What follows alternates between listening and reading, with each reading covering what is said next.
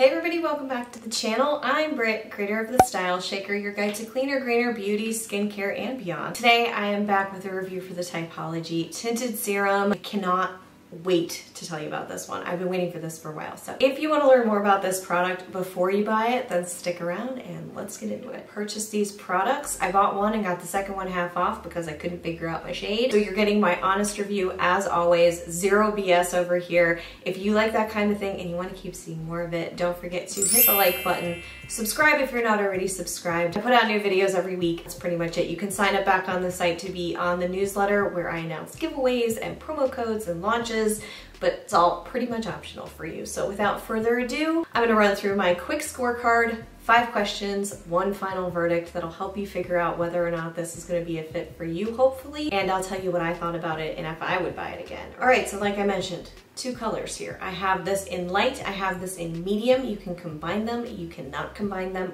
whatever. It is $34.90.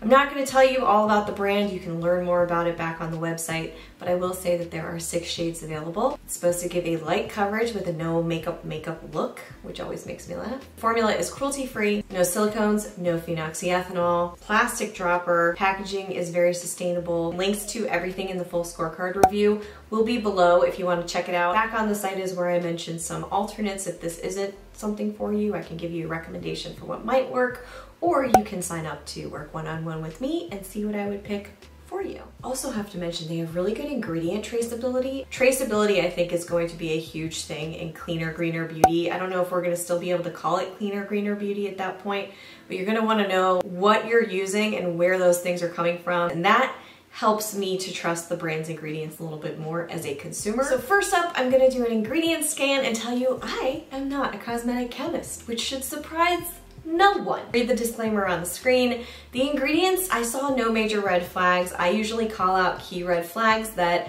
either could be very harmful to most people or might be harmful to certain people. A good example of that would be a coconut oil derivative, which is actually inside. Some people can't tolerate it. I can, my skin's fine with coconut oil, but some people are like, nope. There's vitamin C in here, squalane, squalane, I'm gonna say squalane. Aloe vera also inside, but it's toward the very end. So those are the ingredients that allow the company to say the formula is like a serum, I would imagine. They're serum-esque. Those are skincare-esque ingredients. Outside of the coconut derivatives, I really did not see anything that made me go, oh no. Next, for application. This was incredibly easy to apply. If you're a subscriber, then you know my best tools, hands. I love using fingers to apply things quickly, easily, get out the door, live my best life. I want it to look fresh, I want it to look good, and I don't want to spend a lot of time on it. And so this serum was really helpful with that. I could just put a little bit, maybe a nickel-sized or whatever in my hand, apply it, and it really did melt into the skin.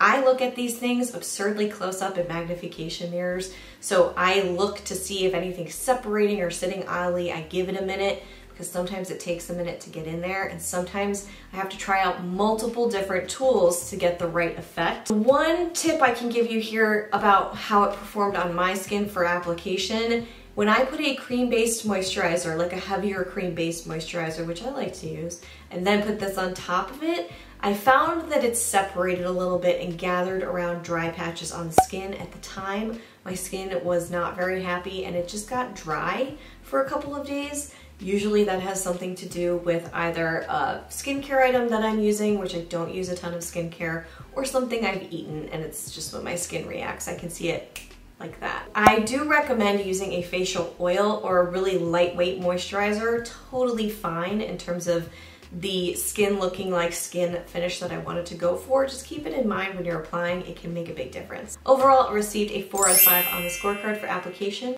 Very easy. Coverage, it's supposed to give you light coverage. It absolutely gave light coverage. And with one layer, it gave very solid light coverage. It's not sheer, barely there. And you can see how it evened out the skin, but in a very natural way. It just sort of made everything look a little bit more fresh, evened out, nice, a little bit of a glow there, but there's not too much dew. I'll get to that in finish in a second. It's also very lightweight. When I built this up as well, the coverage got even better.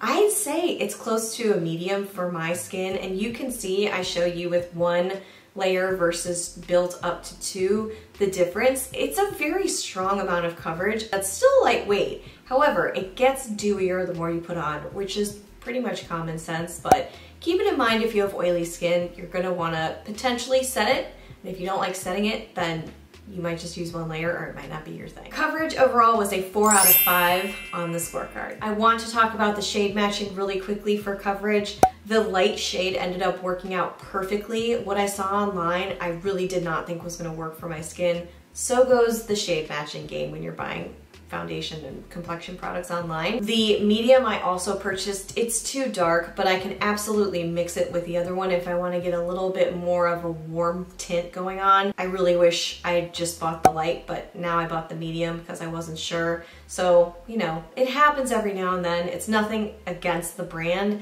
It was just kind of tricky for me to find the right shade. Finish.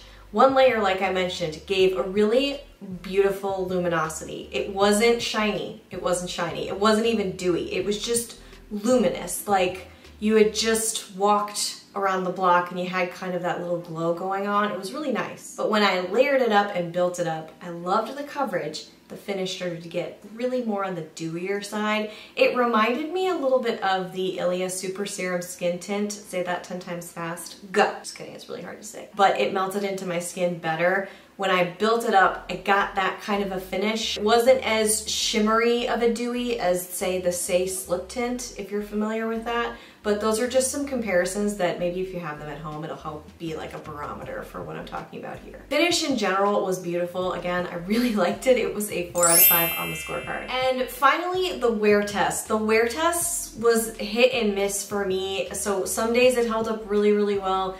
Other days it didn't hold up that well. What I noticed was at the end of the day, the one thing that stuck around was I noticed a little bit of that powderiness sort of on top of the skin, and when I looked up close to a magnification mirror, I saw that. It also depends on what I set with on top, so this isn't one of the products that I know I can put anything on top of and it'll be fine. I really had to watch out what I combined with it, which is not a big deal. It's just probably something important to know.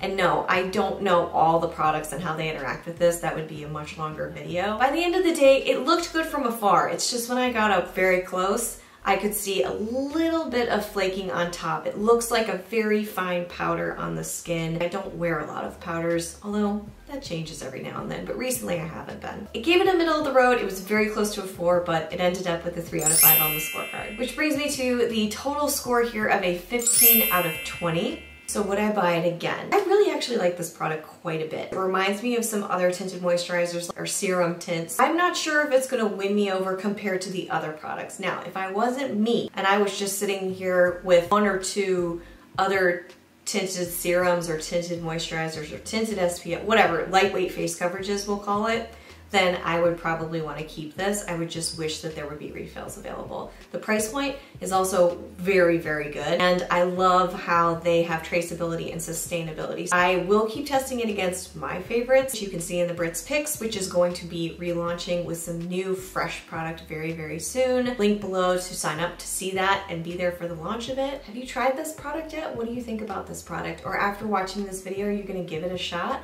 Let us know in the comments below. You guys know I love to hear from you. Sometimes it takes me a minute to respond, but I will always get back to you. Thank you so much for watching. I hope you found this helpful. If you did find it helpful, take 2 seconds, hit that like button, subscribe if you haven't already, and sign up for the newsletter where I will be sending all kinds of recaps and roundups and launches, giveaways over back on the site. I'm gonna go test out some more product and I'll see you right back here real soon. Until then, bye. Bye. Oh, sorry, bra strap. Actually looks kind of cool.